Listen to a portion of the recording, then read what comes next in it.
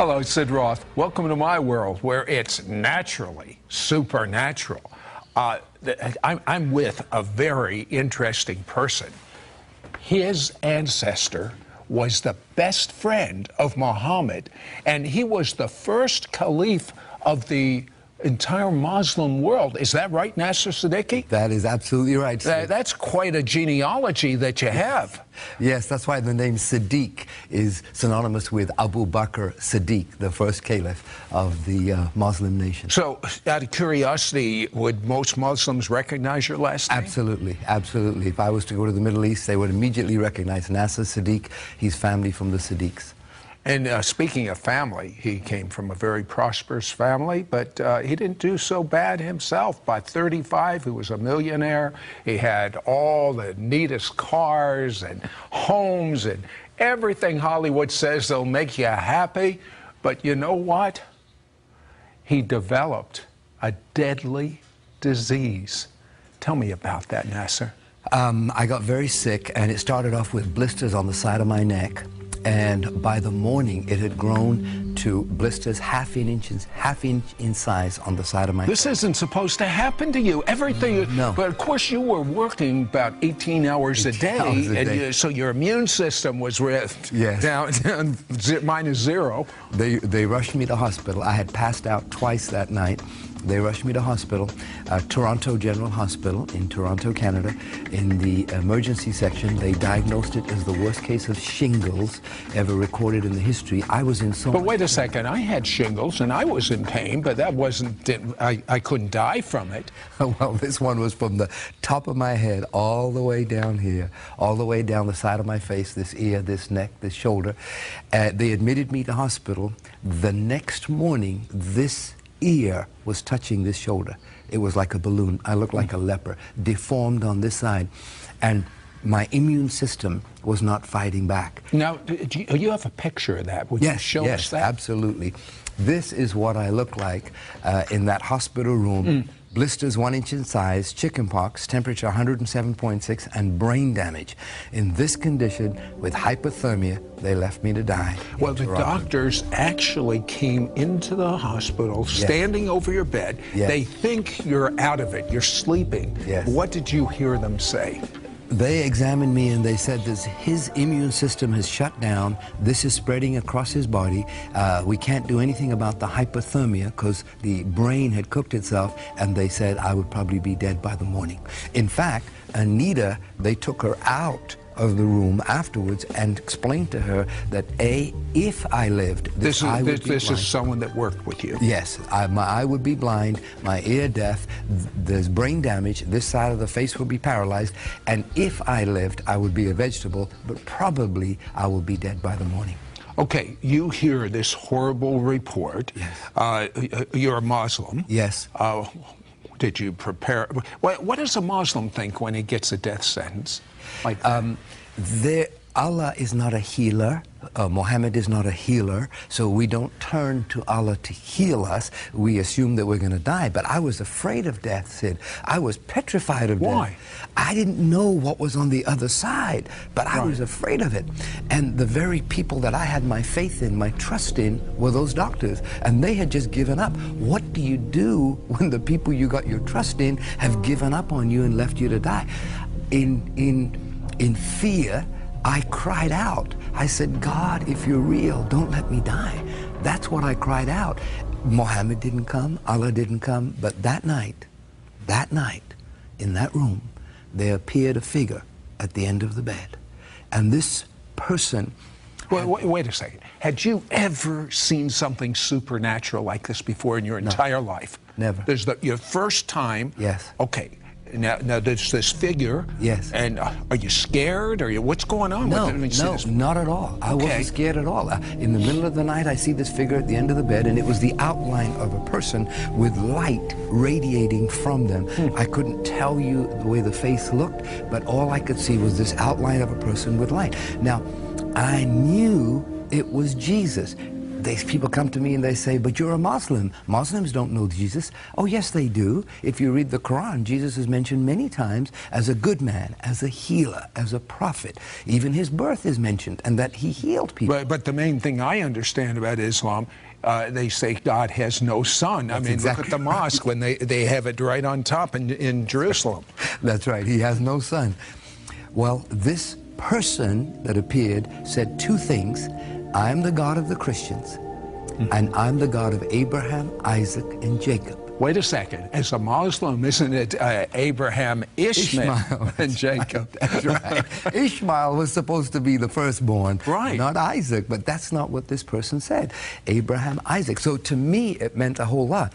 But even more astounding was that the next morning, the same doctors walked in and they said, we don't understand what's happened. It is a miracle. It has gone into remission. Instead of spreading, they are starting to decrease. Now, when they said that to you, what did you think? I said, look, I don't know what to tell you, but there was a person. You told them? Oh, they're going to put you in a mental ward. I told them there was Jesus here and he healed me. And a Muslim saying that, they're going to put him away. They didn't believe me. And that became a test case in the city of Toronto. Why is this man alive? In fact, they said it's gone into remission so much, you can go home now. And I said, no, I don't want to go home. That was my security. That little room was my security. You wanted that man to come back? Yes, absolutely. They released me the next day. Now, the problem was that even though it had gone into remission, my head still looked deformed. Right. And so when I would walk down the street, people would cross over the other side. They didn't know what was wrong with me. But what did you do with this man saying, I am the God of Abraham, Isaac, and Jacob? Well, Isaac! I know. Yes, sir. It's like, wait a minute, this doesn't make any sense. Is this Jesus that appeared in my room, is he a prophet, the way the Muslims had taught me all my life, or is he the Son of God? Hold that thought. Let's find out how God supernaturally shows Nasir that he's the Son of God. Jesus is the Son of God. It's the God of Abraham, Isaac, and Jacob. Don't go away. This is amazing.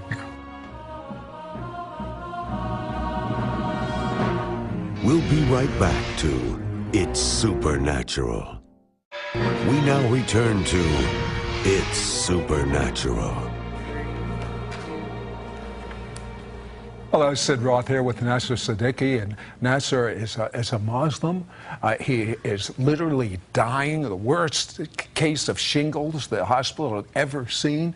And a man comes in, he just intuitively knows that it's Jesus, and he's emanating such love, such light, that healing begins to start in Nasir's body. The doctors don't understand it. They release him. He wasn't completely healed, but he went from no hope to being able to leave the hospital. But he had a problem because this man that visited him, Jesus, said, I am the God of Abraham, Isaac, and Jacob. And if he knew one thing, he knew God has no son. But that's what he said. Exactly so what did you do about that? I had that burning question. Is Jesus really the Son of God? And I got home that day, the day I was released from the hospital. The next morning, I wake up at 6 o'clock. I don't know why I woke up at 6, turned on the television. There were two men, just like here, talking about that very question. And on the screen, it says, is Jesus the Son of God? My goodness. Coincidence? I don't think so. That was the very question that was in my heart. And they're talking back and forth. And they were talking about how God sent his Son to die on the cross for our sins because of his love for us. Now, as a Muslim, what did this mean to you? It's so strange. Well, as a Muslim, I was taught all my life that to know that you're going to heaven, your good works have to exceed your bad works. And it's only through works. The only exception of that in Islam is called jihad. Jihad is when you die for your cause. You die for your God. And here I'm hearing these two men talk about not dying for your God, but your God dying for you. I'd never experienced that kind of love in my life. And I said, could this be true? Could it be true that God, the Father, sent Jesus, the Son, to pay the price for my sins, for everything that I've done wrong? This was all new to me, but it was exciting. And these men were talking back and forth that yes, Jesus is the Son of God, and yes, it is documented that he walked the earth, and it is documented that he healed, and it is documented that he died on the cross and paid the price for the sins of all mankind. So what happened with this horrific disease that you had?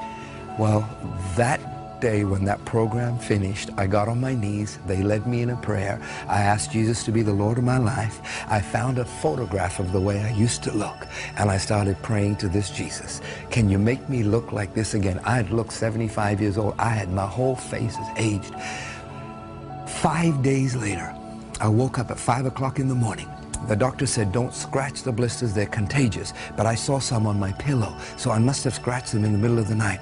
I got out of bed, stood under the shower, said for an hour and a half, every single blister from the top of my head, my face, my ear, my neck, my shoulder, fell. And the skin was red like raw meat. And the doctor said I would have white blotches, but as you can see, there's no blotches. So is there any doubt in your mind that God is the God of Abraham, Isaac, and Jacob, and that Jesus is his son? Any doubt? No doubt whatsoever. I'll tell you. I am living proof. I'm sure of that. But what happens when your brother, who you love, who is a Muslim, dies and is in the morgue in another country? Yes. What happened to you, Nasir? My brother was... he died in Westminster Hospital in London, England. They took his body to the morgue. I got the phone call. My wife and I, we started praying because we know where he's going. We know exactly where he's going. And we started praying. And after several hours of prayer, I got the call that he came back to life in the morgue. I wonder what they thought. I mean, that's got to be... Can you picture that scene? I mean, I can picture it. And they brought him back to the intensive care unit, and I flew to England, prayed, and laid hands on him, and he came out of the coma, gave his life to Jesus, and described what he saw. Heaven is real, but said hell is real. What did he see? He saw himself looking down on his body, and he saw the doctors trying to revive his heart because his heart had stopped beating. Then he saw them give up and cover him with a sheet. He saw them looking down. They took his body into an elevator down to the basement to the morgue. Then he found himself falling in a very dark place, and there were creatures there, ugly creatures. He was hard to describe because he was frightened with them. And then finally, as he was falling in this dark hole, he looked up and he saw a crucifix.